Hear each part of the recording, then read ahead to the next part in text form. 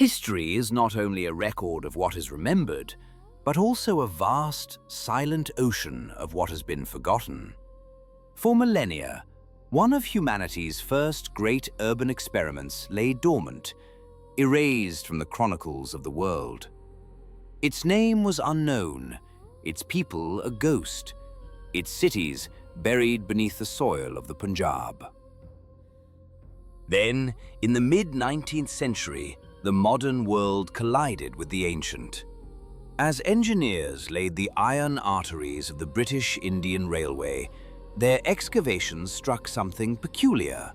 Not stone, but countless fired bricks, uniform and ancient. Initially, they were seen as little more than a convenient source of ballast. In a turn of profound irony, the foundations of a new empire were being laid with the literal ruins of an old one. Progress, it seemed, was consuming the very evidence of its antecedents. It would take the keen eye of a soldier and antiquarian, Alexander Cunningham, to sense that these were more than just bricks. In the 1870s, as the founder of the Archaeological Survey of India, he was the first to take a scholarly interest, documenting the strange mounds and the seals marked with cryptic symbols. Yet even he could not grasp the sheer scale of the world he had brushed against. The pieces of the puzzle were on the table, but the image was still a blur. The 20th century would dawn before the veil was truly lifted. Under the directorship of Sir John Marshall, the survey turned its focus toward the deep, prehistoric past. In 1921, an archaeologist named Dayaram Sani began a formal excavation at a site known as Harappa. Soon after, Rakhal Das Banerjee uncovered the breathtaking remains of Mohenjo-Daro, the mound of the dead. What emerged from the dust was a civilization of astonishing complexity. These were not primitive settlements, but meticulously planned metropolises built on vast scales with sophisticated mud brick, structurally organized society. This was the Indus Valley civilization, a contemporary of ancient Egypt and Mesopotamia, and in many ways their equal. And yet, it held a deeper mystery. Amidst the pottery and the carved seals, they found its voice, a fully developed written script composed of hundreds of elegant signs. But it is a voice we cannot comprehend. To this day, the script remains undeciphered, a language locked away in silence. We see the evidence of their lives, but we cannot hear their stories, their laws, their poetry. The civilization's end is as enigmatic as its language. Around 1900 BCE, this vibrant urban world began to decline, fading to near remnants by 1300 BCE. Was it the slow, relentless shift of a river strangling the agricultural heartlands, a devastating change in climate, or the arrival of new peoples on the subcontinent? The clues point in many directions, but offer no final answer. The Indus Valley stands as a profound testament to the fragility of memory. It reminds us that a society can build cities of brick and order, can span a subcontinent, and yet can vanish from human thought so completely that its rediscovery is a mere accident. Its story is a whisper from the deep past, a puzzle whose most vital pieces, the thoughts and words of its people, remain just beyond our grasp. Beneath the sun-scorched earth of the Punjab, a silence has reigned for millennia. It is the silence of a world lost to memory, a civilization whose very name is a modern invention. Here, along the fertile floodplains of a great river, rose a society of astonishing complexity, a culture whose unique script remains an unbroken code, its secrets locked away in symbols carved on stone.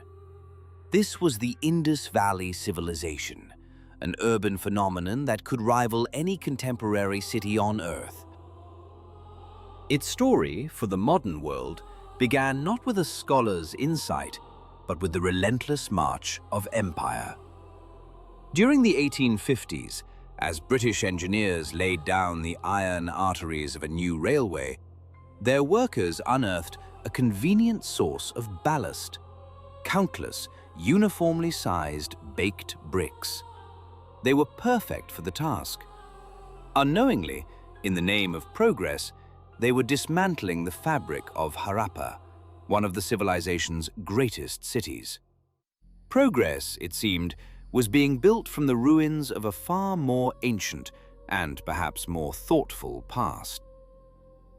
It would take another 70 years, until the 1920s, for the true significance of these ruins to be understood. Under the direction of Sir John Marshall, and with the painstaking work Beauclerc's metropolis began to take shape. Each trench dug, each artifact unearthed, added a new line to a forgotten narrative. What they revealed was not a primitive settlement, but a city built with breathtaking precision and forethought.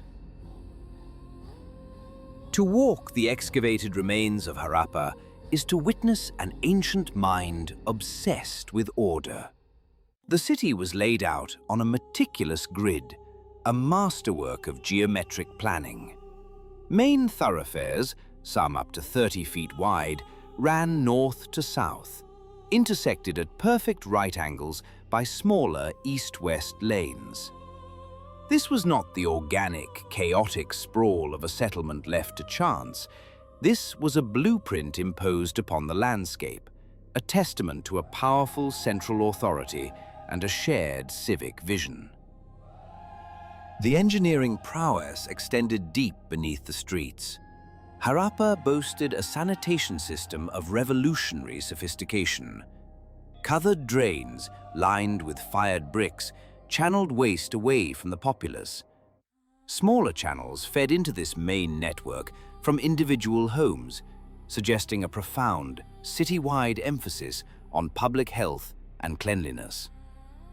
In an age when much of the world lived in squalor, the Harappans had engineered a system of hygiene that would not be seen again for thousands of years. The very buildings themselves, constructed from standardized, kiln-fired bricks, gave the city a unified, harmonious appearance. This was not just a collection of houses, it was a cohesive urban organism. But this was no sterile utopia of brick and order. Towering over the lower town were the granaries, immense and imposing structures that were the heart of the city's economy. They speak of surplus, of careful planning for lean times, and of a complex system of collection and redistribution.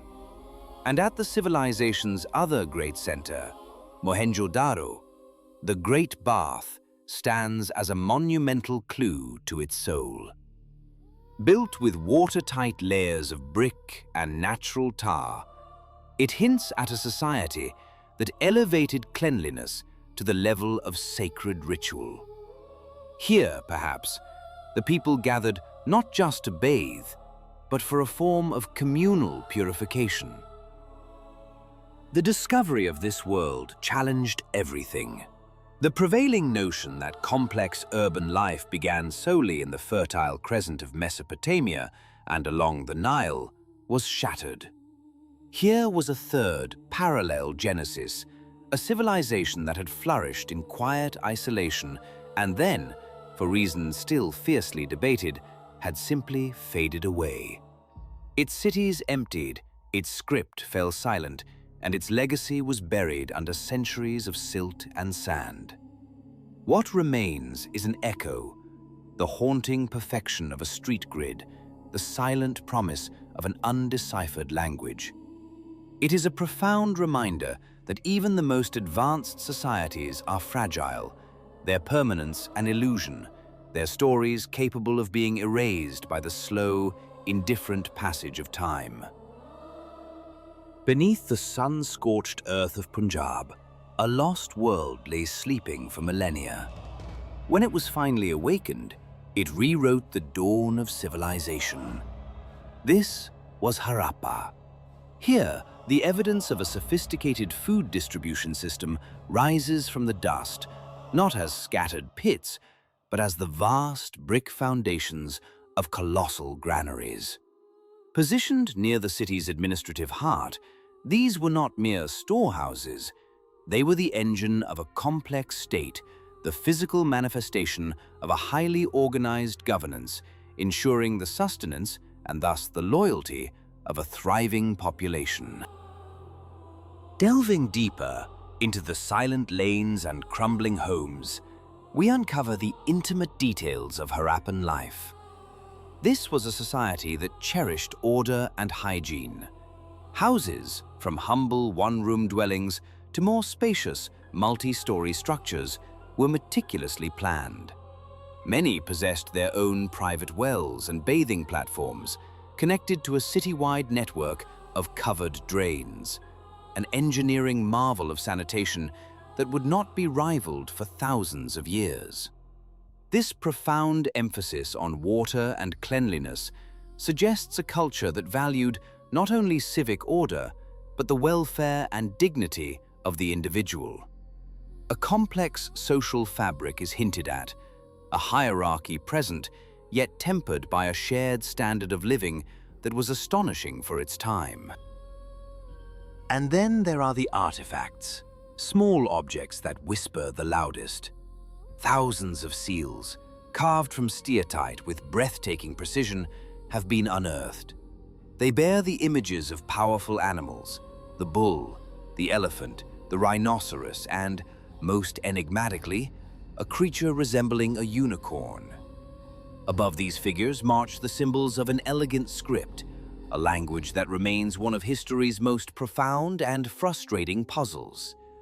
Was it a system of trade, marking ownership of goods?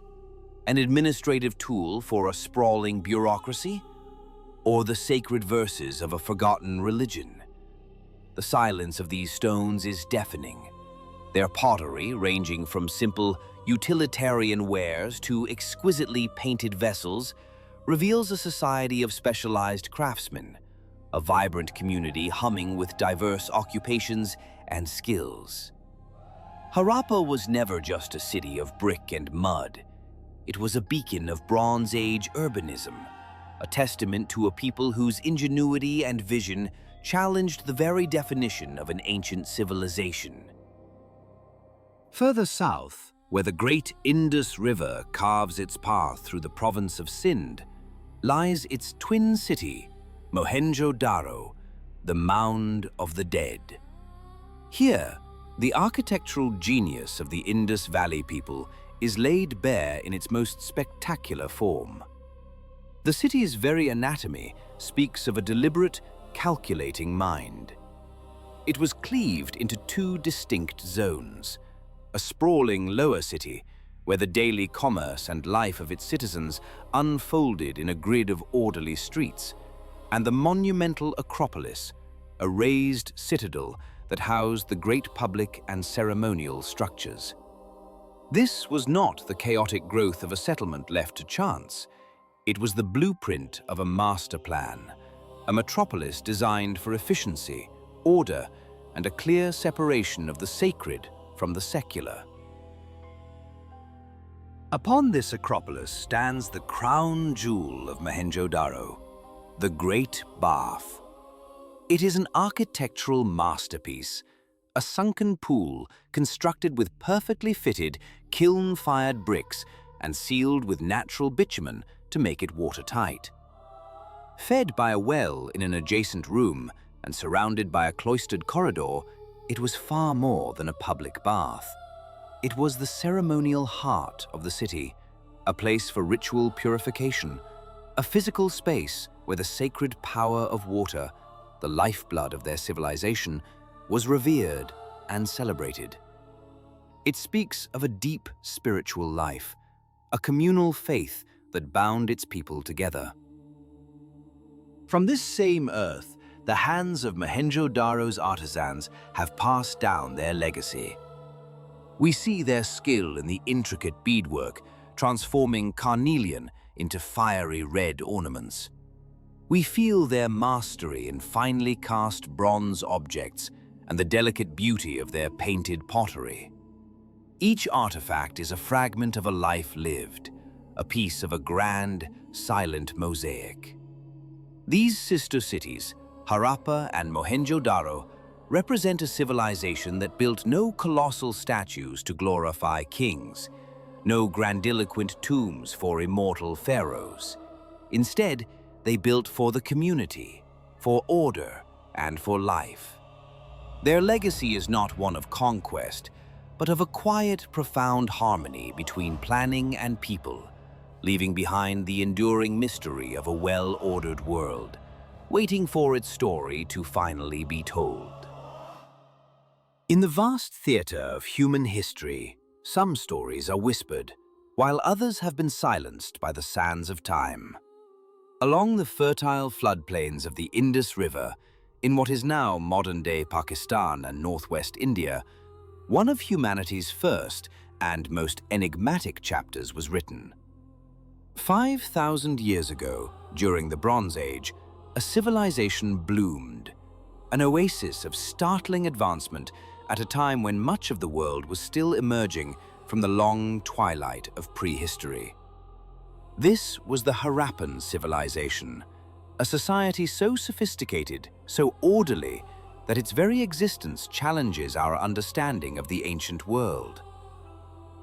Its domain was immense, a sprawling empire of culture and commerce that dwarfed its contemporaries in Egypt and Mesopotamia.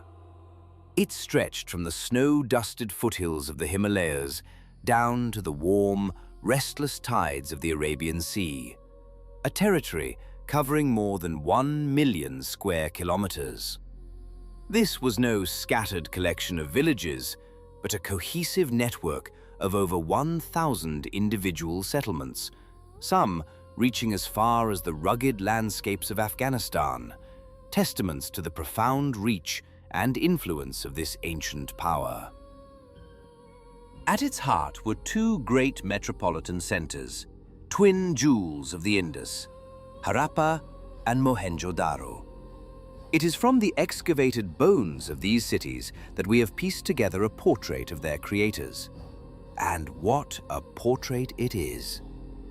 Mohenjo-Daro stands as a monument to human ingenuity, a shining example of urban planning that would not be seen again for millennia. Here was a city conceived not by chance, but by a single, unified blueprint. Streets laid out in a precise grid, intersecting at perfect right angles, oriented to the cardinal directions.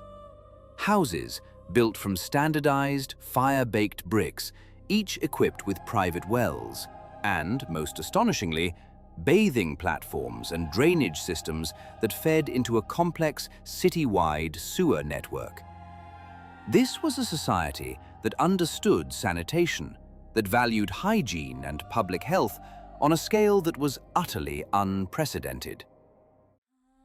Yet the artifacts unearthed from the patient dust tell a story that goes beyond mere function. They speak of a people who saw beauty in the everyday. Intricate seals carved from steatite depict powerful animals, bulls, elephants, and the mysterious unicorn, alongside an elegant, enigmatic script. This was a language lost to time, its secrets sealed within these miniature masterpieces. Terracotta toys, from wheeled carts to graceful figurines, offer a glimpse into the lives of their children, while finely crafted pottery and jewelry reveal a culture that cherished artistry and form. These objects were not merely utilitarian, they were imbued with symbolic meaning, the marks of a society that integrated artistic excellence into the very fabric of its existence. This was also a world in motion, a bustling economic powerhouse. The discovery of countless uniform weights and measures precise to a remarkable degree, points to a highly regulated and complex economy. This was the lifeblood of a civilization built on trade, both local and long distance. The seals, once thought to be pew of quality in a marketplace that stretched for thousands of miles. This was no isolated kingdom. It was a connected, cosmopolitan hub, engaging with distant lands, its economic prowess a defining feature of its identity. But for all we have learned, the silence of the Harappans is deafening. Their script, composed of over 400 distinct signs, remains one of the great unsolved puzzles of the ancient world. Without their words, we can only gaze upon their achievements and wonder. Who were they? What did they believe? What stories did they tell around their hearths? Their advancement was so profound, their disappearance so abrupt, that it has fueled speculation that defies conventional history, with some even whispering of otherworldly connections to explain a leap in progress that seems to defy its era. Then, after centuries of stability, the great cities began to decline. The once meticulous urban planning faltered. The trade routes dried up. A slow, inexorable silence fell across the plains. There was no single cataclysmic event, but rather a gradual fading, leaving behind ghost cities for the shifting river and the encroaching desert to reclaim. Perhaps the climate changed, or the mighty Indus altered its course, starving the civilization it had once nurtured. Today, the ruins stand as a quiet testament to a lost world. They are a reminder that even the most advanced societies can vanish, their voices lost, their knowledge forgotten. The river still flows, the winds still whisper over the baked brick walls, but the people of the Indus are gone. What remains is the profound and humbling mystery of a civilization that mastered the art of living, only to become a ghost on the landscape of human memory. In the deep past, while Egypt was still forging its first dynasties and the ziggurats of Sumer were just beginning to pierce the Mesopotamian sky, another world was already reaching its zenith. Along the fertile floodplains of the Indus River, a civilization of staggering scale and sophistication had taken root. This was not a peripheral culture, existing in the shadow of its more famous contemporaries. It was a vibrant, sprawling society that coincided with them, a third pillar of the ancient world. Evidence, unearthed from the dust of millennia, reveals a complex web of connection. Harappan seals, bearing their enigmatic script, have been discovered in the royal cemeteries of Ur, while Mesopotamian artifacts have been found in the great cities of the Indus. This was a network of long-distance trade, a testament to a profoundly enterprising spirit that helped write the first chapter in the story of international commerce. With a domain larger than ancient Egypt and Mesopotamia combined, and cities that were technological marvels, the Indus Valley civilization stands as a silent, powerful beacon of an urban revolution that would forever alter the course of human history. Nowhere is their genius more apparent than in the very blueprint of their cities.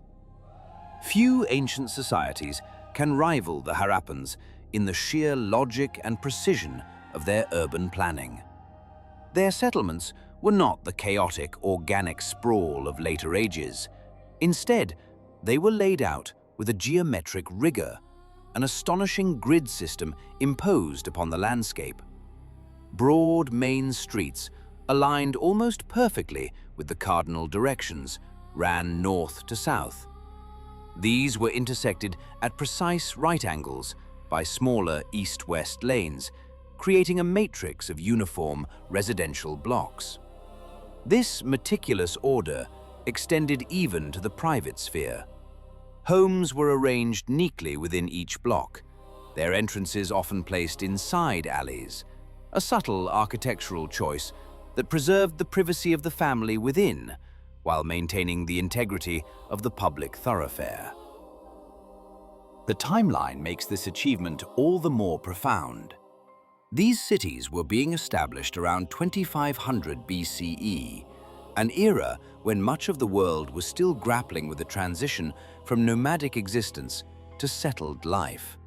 The people of the Indus Valley had not only mastered the theory of urban design, they had implemented it on an unprecedented scale across hundreds of sites. Their architecture was a testament to this same organizational prowess. Houses, typically rising 1 or 2 stories, were constructed not from the sun-dried mud bricks common to Mesopotamia, but from standardized, oven-baked bricks, a significant technological leap ensuring immense durability against time and flood. Within these uniform brick walls lay features that were nothing short of revolutionary. Nearly every home was equipped with its own well, an indoor bathing area, and a connection to a city-wide sanitation system. This was an intricate network of covered drains crafted from terracotta pipes that ran beneath the streets, carrying wastewater away from private dwellings. This profound understanding of hygiene and public health is unparalleled in the ancient world. While other civilizations built monuments to gods and kings, the Harappans built an infrastructure for the well-being of their citizens. Among the residential blocks stood immense public structures, great granaries that speak of a centralized authority and a collective provision for the populace. And at the heart of Mohenjo-Daro, the most famous of these cities, lies the Great Bath. This colossal, watertight pool, impeccably constructed with layers of brick and natural tar, hints at communal or ritual activities. Was it for spiritual purification, a social gathering place, or the world's first public spa? Its true purpose remains a mystery. The Harappans left behind a world built on cooperation, engineering brilliance, and a deep, practical understanding of urban life. It was an extraordinary fusion of science and society. Yet their script remains undeciphered, their rulers nameless, their beliefs shrouded in silence.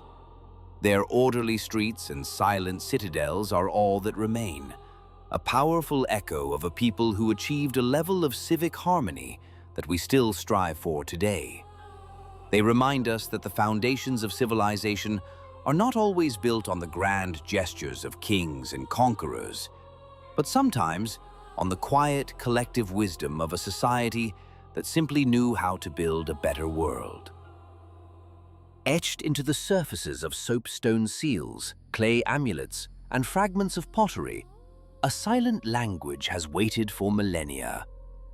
Across the vast floodplains of the Indus River, from the great cities of Mohenjo-Daro and Harappa, these artifacts have emerged from the earth, each bearing symbols of an elegant yet profoundly enigmatic script. Despite generations of concerted effort by the world's finest linguists, cryptographers, and historians, this Harappan script remains one of the last great untranslated languages of the ancient world.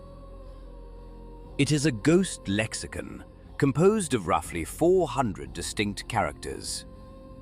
Many scholars theorize that the writing system is logosyllabic, a sophisticated blend of phonetic sounds and symbols where the understanding ends. The failure to unlock its meaning is not for a lack of trying, but for the absence of a single crucial tool: a bilingual inscription. History is parallel text that provides a key. For the Indus Valley, no such key has ever been found. And so, the civilization's literature, its rituals, its royal decrees, and the intimate details of its culture are held tantalizingly out of reach, locked behind a pictographic veil. Yet where their words escape us, their actions speak with astonishing clarity.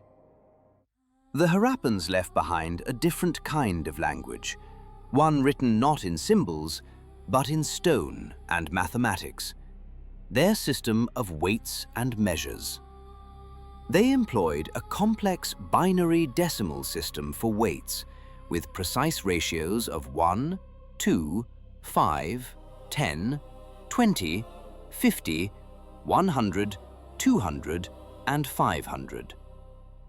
Across an empire stretching for hundreds of thousands of square miles, archaeologists have unearthed meticulously crafted cubical weights. They were fashioned from polished chert, limestone, and steatite, with a few rare examples carved from the deep black of basalt and the fiery hue of red jasper. These weights, ranging from a minuscule 0.856 grams to a substantial 8,735 grams, show a degree of consistency and uniformity that is nothing short of breathtaking. This obsession with precision extended far beyond the marketplace. Their measurements of length and mass reveal a staggering accuracy. They were masters of geometry, capable of measuring complex angles and constructing perfect geometric forms. Their cities were not organic sprawls, but masterpieces of urban planning, with structures and entire districts aligned with breathtaking precision to the cardinal directions. This widespread standardization points not to a loose collection of settlements, but to a powerful, regulated economic and administrative system. While the Harappan script remains a puzzle, their weights and measures provide a fascinating insight into their societal values, a deep-seated belief in order, in fairness, and perhaps an early, sophisticated system of taxation and tribute. But this intricate web of order was not destined to last. Around 1900 BCE, the first signs of a gradual, inexorable decline begin to emerge in the archaeological record. The once proud Sitites and measures, the very hallmarks of Harappan societal cohesion, appear less frequently, suggesting a catastrophic breakdown in the system of centralized control. What brought this magnificent civilization to its knees is a mystery that has baffled scholars for centuries. Several powerful theories compete to explain major shift in monsoon patterns. The lifeblood of their agricultural economy could have triggered prolonged, devastating droughts, rendering the fertile plains barren. Geological evidence whispers of another culprit, the Earth itself. Tectonic shifts may have caused shattering earthquakes and catastrophic floods, altering river courses and burying entire cities in silt. The intricate order they had imposed upon their world was no match for the raw, chaotic power of nature. They left behind the blueprint of their world, but not the key to their thoughts. Their legacy is one of profound contrast, the tangible, mathematical precision of their physical world, and the complete, utter silence of their intellectual one. And so, the Indus Valley civilization remains a ghost on the landscape of history, a testament to the unnerving truth that even the most sophisticated of worlds can vanish, leaving behind only whispers and the enduring silence of stone. For nearly a millennium, a civilization of astonishing complexity flourished across a vast floodplain. Its cities, built of kiln-fired brick and organized with a geometric precision that defied the age, were home to millions. And then, over the course of centuries, they began to empty. The great arteries of commerce grew still, the granaries fell silent, and the people of the Indus Valley began to fade from history. The earth itself, the very foundation of their world, may have betrayed them. Deep tectonic movements, slow but inexorable, were re-sculpting the subcontinent. Rivers, the lifeblood of this agrarian empire, were forced into new courses. The legendary Saraswati, a mighty river celebrated in ancient hymns, began to wane, its waters dwindling until the once fertile plains it nourished turned to dust. This was not a single cataclysmic event, but a slow, strangling drought, a gradual unraveling of the environmental stability that had allowed their society to prosper.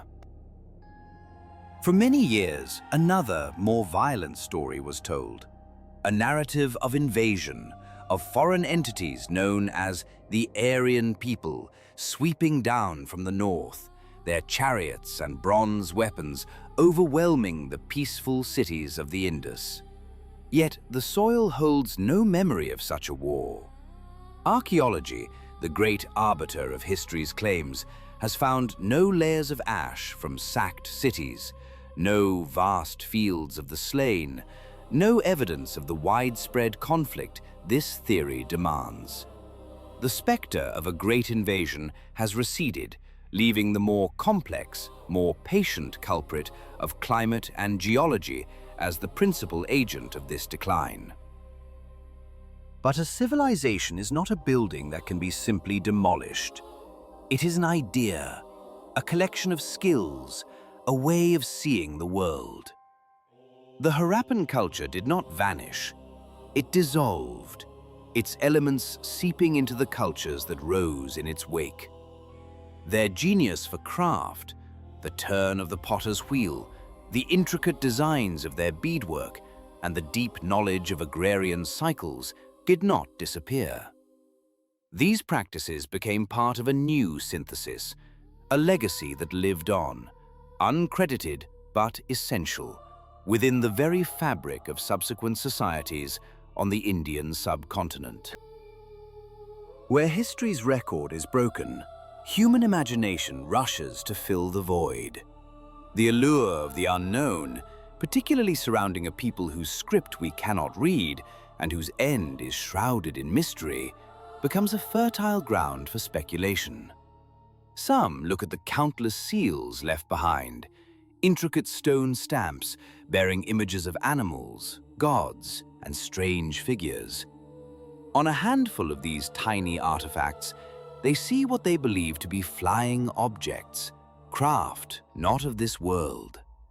They propose a fantastic narrative that the Harappans were in contact with extraterrestrial beings and that their advanced knowledge was a gift from the stars.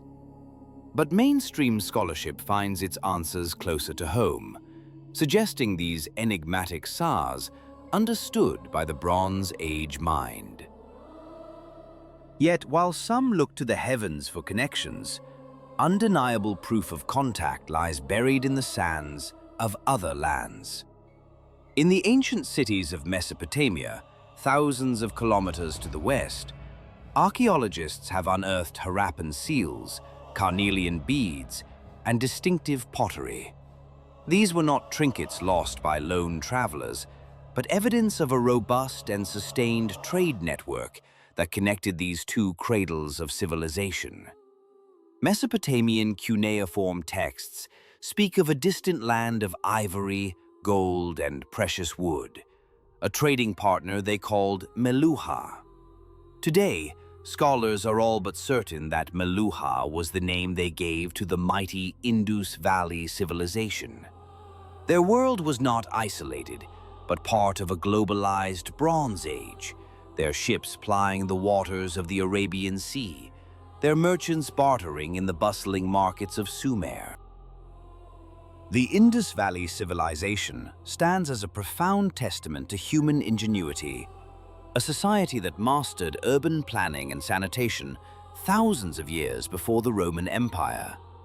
But their ultimate legacy may be the mystery they left behind. Their words, locked away in a script of elegant symbols, remain silent, their final thoughts and deepest beliefs lost to time. They are a mirror held up to our own era, a silent warning of how even the most sophisticated societies remain subject to the forces of the natural world. Their story is not one of failure, but a powerful reminder that all things, even great civilizations, are ephemeral, fleeting chapters in the immense, unfolding epic of humanity.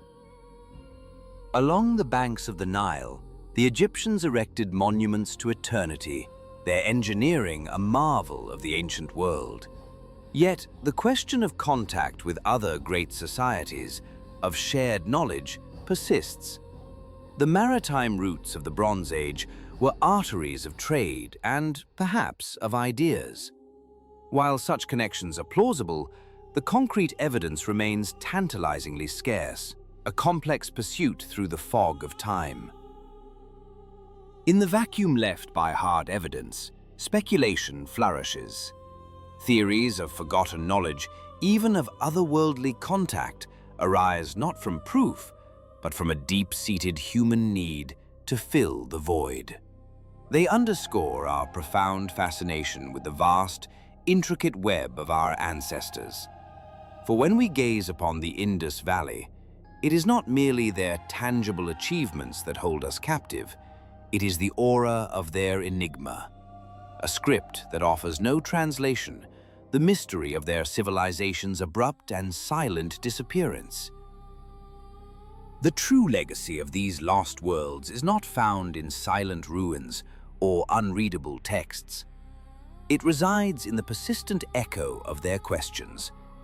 It is a testament to the fact that our shared human story is defined as much by what we cannot know as by the histories we can write.